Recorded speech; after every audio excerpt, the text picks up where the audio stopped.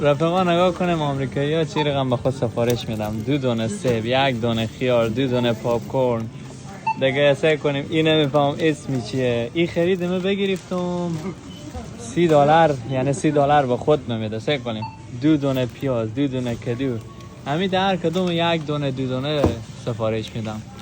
این $30 فقط به من میده که من بری و جمع میکنم اینا رو میبرم. باز نگاه کنیم که حالی تا فعلا همینا خوش شده $50. دیگه صبر کنیم تا همگی اینا بعد همیت اسکن شه، سه کنیم چند دلار قیمت اینا میشه.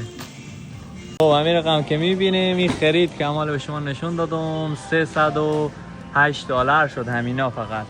انال به شما رقم یعنی می رقم که میبینیم اینا 3 دونه کارت 3 برنامه خلاص همین تا بگیشتم من بالای ازی خود ازی پرداخت کردی رفیق ما هم که باشیم چی میگه. No.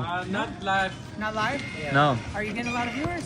انمی تکلیدیم $308 شد. I'm ruining it right now. بریم که برای مشتری ببریم ببینیم چی رقم میشه. اشتخانی داره. ای هم وسیله رو بگدشتم دم خونی، ای هم تاثیره سیل کنیم. تر تمیز یک تکه گل کری کرده، ای هم موتره اینه. موتر هم یعنی ماشین. رفیقا خیلی از ایران نگاه میکنم میگم موتر چیه. موتر یعنی ماشین. سیل کنیم اشته خونه داره. خونه لوکس یک تکه.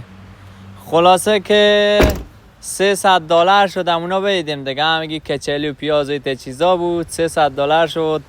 $30 هم برای دستمزد زمه داد که برای خرید کردم.